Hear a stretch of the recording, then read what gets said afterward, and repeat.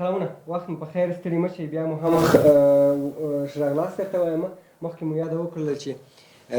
د جنرال صاحب رازق پر ژوند باندې، پر مبارزو باندې به بحث او خبرې کوو. داسې څوک مو راغوښتی چې د هغه سره یې وخت زیات تېر شوی دی او همداراز د هغه په اړه باندې کتاب لیکلی دی. تقریبا هغه یې بیا دري او انګلیسي ته هم ژباړلی دی، تر څو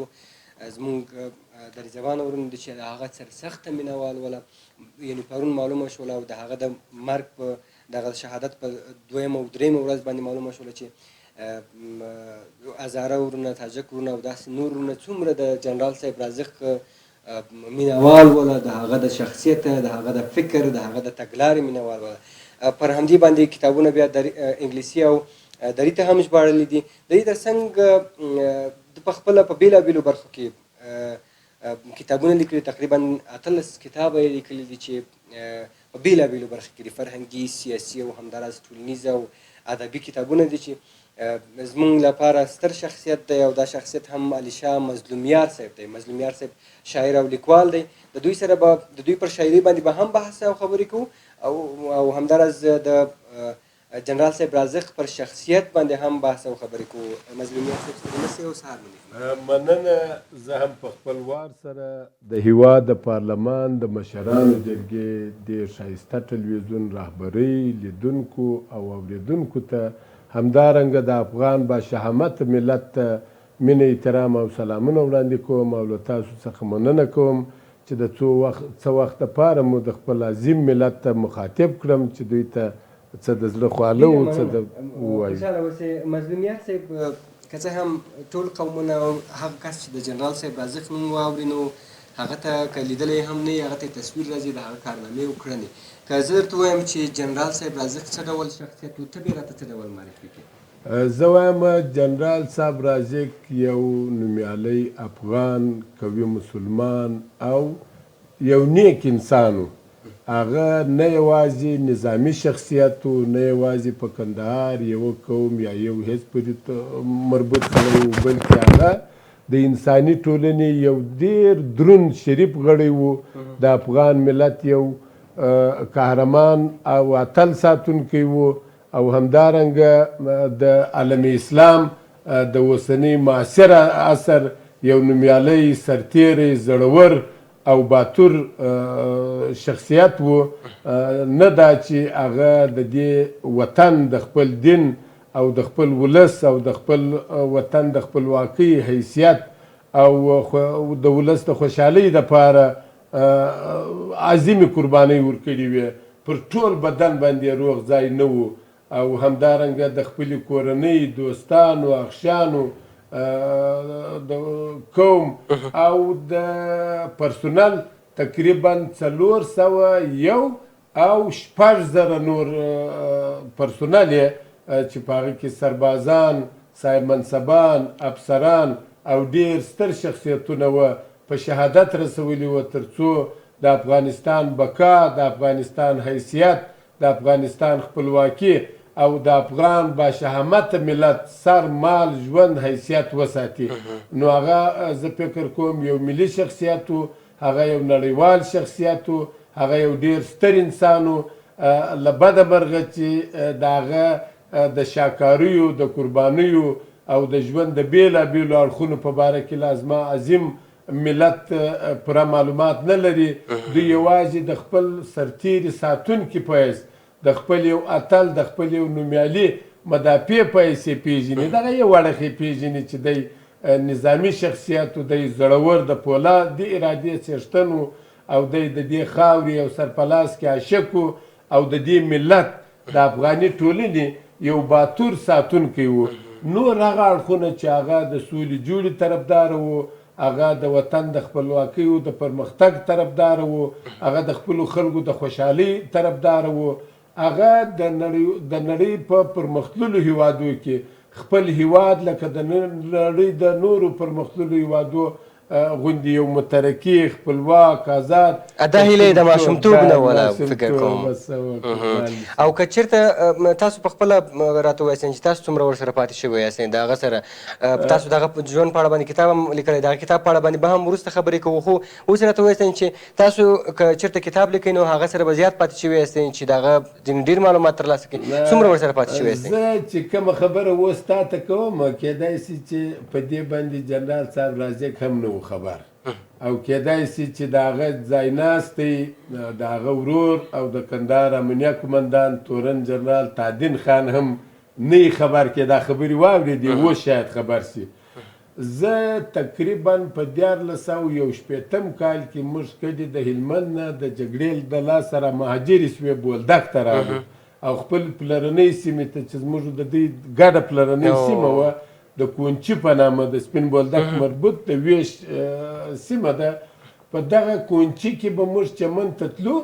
د دې کور د کونچي د غره د لبوزي ډولۍ یې ورته ویله دا اوبه چې پکې تېرېږي د سیلابو د دې پر څنګو د ده نیکه حاجي مرحوم حاجي لال محمد یعنې دی خو زېږېدلی نه و د ده پلار و دغه نور خلک به ممکن زما همزولي وو د ده اکاګان منصور خان و موسی خان و شهید موسی خان و شهید ابراهیم خان نو موږ چې به د کونچي څخه چمن ته تلو او بیا به د کونچي څخه د چمنه څخه کونچي ته تلو د دوی کوټې له به ورلو هلته به د ده نیکه پالیزونه کرلي وه هغه هندوانې به مو ورسره خوړلې د هغه وخته څخه چې د ده اکاګان او د ده پلار زما همزولي وه موږ د هغه وخته څخه زه دی پېژنم د ده کورنۍ پېژنم د ده خاندان پېژنم بیا چې د ده قبلګاه صاحب په شهادت رسېږي اکاګان یې په شهادت رسېږي بیا د ده نومیالی اکا شهید منصور خان د خپلې خاورې و د وطن د خپلواکۍ په لاره کې قرباني کېږي دی ماشوم و کوچنی و د هغه وخته زما د دوی سره تعلق و بیا چې دی غټېږي دی بیا هجرت کوي بیا د مقاومت په لیکو کې ځي فرات ځي نیمروز ته ځي هرات ته بیا د هرات سره راځي د تخار پر لار راځي کابل ته بیا پنجشیر ته ځي دغه ټوله جریانونه بیا چې په دې نظام کې په 1980 کال کې دی راځي هلته د شوراوک د سرحدي لیوا مربوط د یو کنډک قمندان کېږي زما ورسره تعلق دی بیا چې دی راځي کندهار ته زه بولدک ته ورته راځم ویش ته ورته راځم بیا چې دی په 1990 کال کې د کندهار د امنیه قمندان چې په هغه وخت کې بیا هغه قمنداني ځونم سوله څو ولایتونه مربوط شوله بیا زه ورته راځم د ده سره هغه جریانونه یې ټولوم په دې کتاب کې ما د ده سره هغه د مرکې ټوله ثبت عیني شکل راوړی دی 3 واره مې بیا مرکې د ده د ژوند د ده د مبارزې د ده د هیلو د ده د ارمانونو په باره کې خبرې ورسره کوم بیا د ده مورکۍ دادا چې موږ دلته ذکر کړی دی د دادا سره بیا دغه کوم خبرې کوم د ده د ماشوموالي په باره کې خبرې ورسره کوم د ده د ژوند په باره کې د ده د قربانیو په باره کې نو دغه ټوله په دې کتاب کې مصور راغلي دي دا کتاب کې هغه عکسونه ټوله شته چې د ده د کوچنیوالي څخه نیولې بیا د ده د مبارزې د پیل څخه بیا د ده د ځینو ملګرو او دوستانو چې هغه شهیدان سوي دي د هغه څخه نیولې دا ګوره په دې کتاب کې دغه د ده قبلګاه صاحب دی شهید حاجي محمد خان دغه یې نیکه دی مرحوم حاجي لالی اکا دا یې مورکۍ ده چې موږ د اوس عصر او زمان زرغونانه ورته وایو او دا د دې شاکارونه بیل کتاب غواړي چې پر ولیکل شي بل کتابونه غواړي دا د مورکۍ دې د ښځینه نجونو دپاره اوس دغه طبي کورسونه د قابلګۍ کورسونه جوړ کړي دي او لګیا ده چې مسافرخانه دغه مهاجرو سترو زارچاو د خوندو دپاره جوړه کړي او په هفته کې 2 واره د شهید ستر جنرال صاحب رازق خان په ژوند او اوس بیا د تادین خان په وخت کې دا دغه سترو خوارو زارچاو د زارترکو خوندو سره مالي کومکونه کوي اگر هفته په میاشت کې سره جمع کړي بیا په دا 2 ورځو کې دا د هفتې راځي دغه د دادا تصویر دی. په دې وړوکیو تصویرونو کې بیا دا د چا تصویرونه دي؟ دا شهید منصور خان دی. دغه د اکا و شهید منصور خان، هغه کس چې د د پلار د مرګ نه وروسته بیا دی په واک کې راغلی. دا یې ورونه دي، شهید موسی خان او شهید ابراهیم خان. دغه بیا شهید ستر جنرال تادین خان دی، د اکا وڅنګ ته دی. دغه دی شهید جنرال صاحب عبدالرازق خان دی او دا بل تادین خان دی. که چېرته کېږي سیار دا تصویرونه را نږدې کوي چې وی ګورو، واقعا دغه تصویرونه هم ډېر پخواني د پخوا له وخته دي. شهید منصور خان دی، دا بیا جنرال صاحب دی، دا خپله جنرال صاحب دی. دغه شهید ستر جنرال صاحب دی، ماشومان یې ورسره دي. دا تادین خان دی چې اوس د ده ځایناست دی او د کندهار امنیه قومندان دی. دا دوی دوه دي. همدارنګه دغه د ده ورور باچا خان دی چې په شهادت ورسېدی او موږ هلته وویل دا د ده زوی دی حکمت خان. موږ هلته وویله چې دا بیا نور د ده ملګري دي. دغه زه یم چې ورسره ولاړ یم په دا تصویر کې. دا د ده د سنګر ملګري دي بېلابېل چې ځینې یې اوس په شهادت رسېدلي دي، ځینې لا په دې دنیا باندې باقي دي. همدارنګه دا نور بیا د ده د مشرانو سره تصویرونه دي، د هیواد مشرانو سره. او دغه د ده تقریبا د یو څو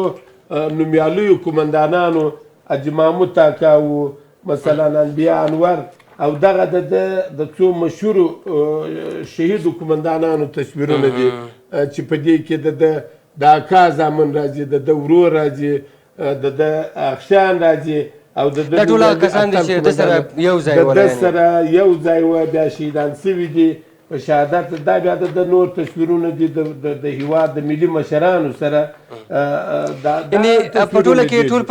پر دې کتاب باندې یوازې تصویرونه هم نشته دی، دې کې هغه څه دي چې د کړنې دي ټول ذکر شوي دي پکې. یوازې د تصویرونه نه بلکې هغه څه چې ده کړي دي، هغه مبارزې چې ده کړي دي، د ژوند څخه د پیل څخه رانیولې تر مرګ پورې یا تر شهادت پورې ټول هغه څه پکې ذکر شوي دي. دا هغه کتاب دی چې د ده پر ژوند باندې لیکل شوی دی. دا به د انګلیسي دغه ته هم لیکل شوی دی، ترجمه شوی دی. دا 1000 ټوکه تقریبا فارسي چاپ شوی دی، اوس 1500 ټوکه انګلیسي چاپ شوی دی، ممکن په عربي هم چاپ شي، ژباړل شوی دی. دا نه دا چې د ده د ژوند د ده د شخصیت بېلابېل اړخونه پکې راغلي دي، د ده د مبارزو، د ده هیلې، د ده ارمانونه، بلکې په آخره کې له بده مرغه د ده د شهادت ثانیې هم ټولې پکې راغلي دي. دوهمه برخه بیا د ده د شهادت د اولې ورځې څه چې دی په هغه ثانیه هغه هم پکې ذکر شوي دي، هغه هم ټوله پکې مصور راغلي دي. هغه مشران د هیواد د جمهور رئیس جلالتمآب محمد اشرف غني څخه نیولې، د ملي مشر څخه جلالتمآب کرزي صاحب، د ملي یووالي د حکومت جلالتمآب ډاکټر صاحب عبدالله او د هیواد ټوله سیاسي، علمي، ادبي، جهادي، قومي شخصیتونه چې ټوله کندهار ته راغله. د لروبر بیا کابل کې فاتحه واخیستل شوه. همدارنګه موږ تاسې خبر یو چې په سیمو د نړۍ په بېلابېلو هیوادو کې فاتحې واخیستل شوې. دغه جریان دغه د ده د ژوند دغه آخري شیبې دي چې څو شیبې وروسته، څو ثانیې وروسته دی بیا په شهادت رسېږي. د میلر سره هغه د جنازې بهیر دی. هغه بله چې مورکۍ یې مېړنۍ مور یې دادا خبرېږي، بیا د خپل اتل بچي د آخري دید دپاره را روانه ده، آخري دیدن ته را روانه ده. همدارنګه نور جنازو تصویرونه دي، د فاتحې تصویرونه دي، هم د ده د جوړېدونکي مزار چې ډېر کار یې اوس خلاص شوی دی د هغه تصویرونه دي. وروسته بیا د ځایناست یا ورور تورن جنرال تادین خان د ټاکل کېدو هغه تصویر دی چې هلته معرفي کېږي. ولسمشر غني هم د دوی لیدنې ته ورغلی، ولسمشر غني د خاصې مینې او پیرزوینې په اساس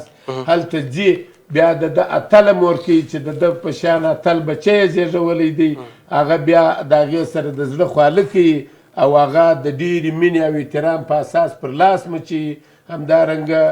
ملي مشر کرزی صاحب او اجرا رئیس جلالتمآب ډاکټر صاحب عبدالله او ټول مشران هلته تللي دي. نو دغه تصویرونه ټول مستند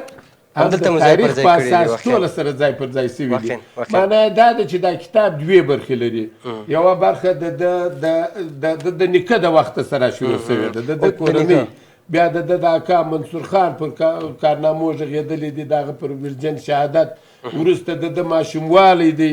د مطرح کېدل دي،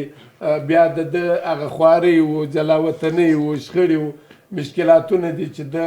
په بېلابېلو ولایتو کې خپل د سنګر ملګري په داسې حالاتو کې په بېلابېلو ناولدو هدیرو کې خاورو ته وسپارل چې هغه د خپلو بچیانو، خپلو کلیو کورو د بیا لیدو په هیله وه. او لکه څنګه چې ما وویله چې شاید در اوسه به لا د خپلو قریبانو د وتلو په ارمان یو شی یو کیسه یې تاسو په دې کتاب کې هم لیکلی چې دی ماشوم مور ته یې ویلې چې دا خلک مهاجر کېدله پاکستان ته تلله ځکه هلته خو مرض دی ورسره چې دا خلک ولې روان دي. که دا کیسه وکړه چې څه رقم دا ماته دا خبره دا کتاب البته د ده په ژوند 3 کاله اوس د کتاب پرسته چې دوی مور ته دا ویلې د دوی مور ته نه دا چې دوی ورته دا وایي بلکې د سپین بولدک او کندهار ټول خلک یې دا بولي. دا یو میړنۍ او توریالۍ ښځه ده چې ځینې خلک ورته زموږ د عصر او زمان دوهمه زرغونه انا وایي. د هغې د کارونو شاکارونه له حده زیات دي. زه نسم کولی چې په دې لنډ پروګرام کې ټوله اجرا د تشریح کړمه،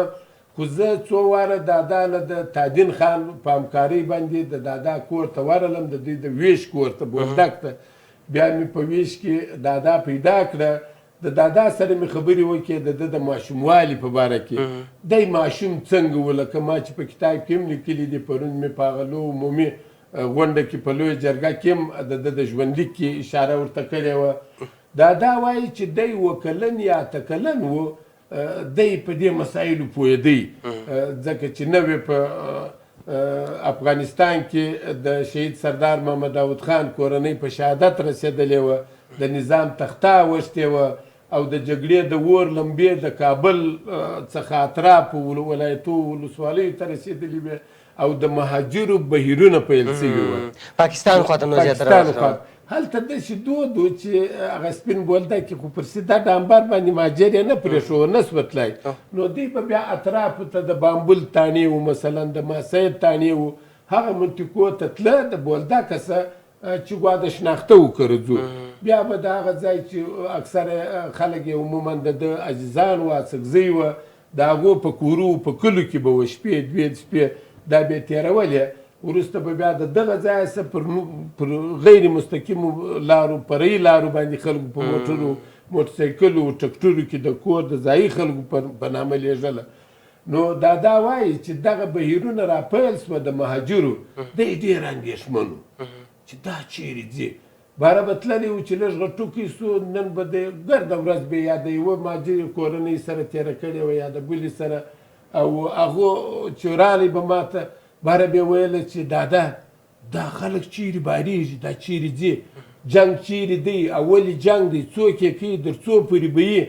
دا مسله وه. هغه خویندو به کیسې ورته کړې وې چې ورور مې شهید سو، زوی مې شهید سو، پلار مې شهید سو، خور مې شهیده سوه، باغ مو وسو، کور مو وننېدی. خو ته به یې د جګړې دا مسایل دي. دا ماشومان مو در لاس ونیوله، اوس پاکستان ته ځو. دی په دې مسایلو ډېر ځوراوي. او کله کله دغه د کونچي سیمه بیا چمن ته نږدې ده، د چمن د برکونو رڼا ورته رارسېږي. نو دادا وایي ول ده به ما ته ویله چې دادا هلته ولې برکونه د رڼا ده، دا زموږ په سیمو و منطقو کې ټوله تیاره ده، دا ولې؟ دلته مثلا جنازې دي، هدیرې دي، ویر دی، دا ښځې روانې دي، دا به در څو پورې روانې، دا ولې؟ او بیا به یې ولته وده چې زه غټ سم، ته صبر چې زه غټ سم، زه به هم برکونه راوم، زه به هم دلته رڼا راوم، دغه سیمه به رڼا کړمه، برکونه به راوم. بالاخره چې دی غټ سو، دغه هیله یې پوره هم سوه. هغه بولدک چې ما په هغه وخت کې لیدی، یوازې به د جنازو زاړه کټونه پکښې وه، او د شهیدانو په وینو سره جامې به پکښې وې، رنځورانو، ورارو، کونډو، ویرجنو به شپې پکې کولې، کنډوالې وې، د وحشت سرې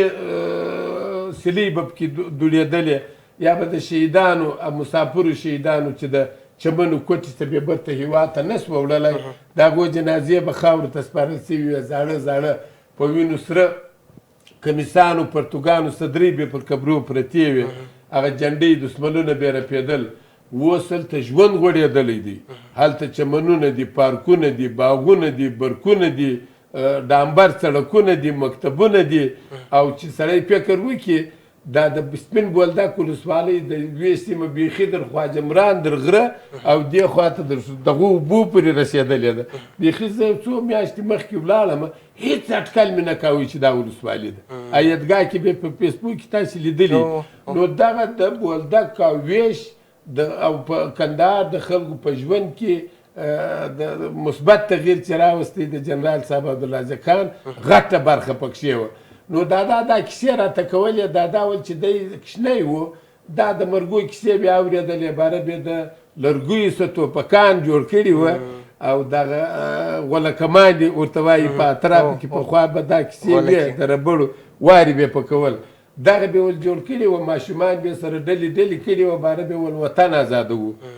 دا کوچنیان به سره یعنې د کوچنیوالي د ده په طبیعت او د ده د احساس په تل کې د وطن پرستۍ میړانې ننګ شهامت او د خپلو خلکو د خوشحالۍ او نیکمرغۍ یو ماده پرته وه او دې سړي د خلکو سره دونې مینه درلوده چې ما دا کتاب لیکي زه د میوند څه بیا شاوخوا څو ولسوالیو ته ولاړم بولدک ته رالم د تیینو د دوکاندار سره مې لا پوښتنې وکړې دا سړي څه خاصیت دغه و چې خپل پولیس یې په کنټرول وه ولس یې نه ځیراوی ولس ته یې نجات ورکړی و هیڅ چا د هیڅ چا څه د یوې افغانۍ تمه نه واقعا په یو مرکه کې دی وایي که چېرته هر چا وایي زما یو عسکر هم د چا سره بد سلوک کړی عسکر به مې خپله جزا ګوري یعنې د خلکو هغه خپله هم وایي چې که زه سبا مړ شم زما نه پوښتنه کېږي چې د دې کس پوښتنې دې ولې ونه کړل ته خو هلته واک درلودې دا کسان ستا ته احتیاج ولې دې لاسنیوی ونه کوي ډېره مننه چې راغلی مظلومیار صاحب او د جنرال صاحب رازق په اړه باندې مو ډېر څه وویله چې ډېر کسان نه ورباندې پوهېدله یوازې هغوی هغه ستا خبره د هغه شهامت او مبارزه او هغه کړنې دغه وی چې ولا یو مبارز شخصیت و یو بهادر و یو قوي سرباز و په همدې خاطر مو خو د ده مشکلاتو نه خبر نه و چې دی په ماشومتوب کې هم څومره د خپل هېواد سره یې مینه درلود څومره مینه ناک و ډېره مننه چې راغلی زموږ بلنه ومنله قربان دې سم ډېره مننه ژوندی اوسې تاسو نه مننه چې دا تاریخي موقع مو همچنان ډېره مننه له تاسو هم ډېره زیاته مننه د جنرال صاحب پر رازق پر ژوند باندې مو یو مستند فلم جوړ کړی و چې هغه په د لویې جرګې په تالار کې هم خپور شو او واقعا د خلکو د هغه احساسات یې راوپارول راځئ دغه ګورو په ګډه سره بیا هم د مشرانو جرګې ټلویزیون سره واوسېږي موږ ته اجازت راکړئ تر بیا ښه وختونه الله مال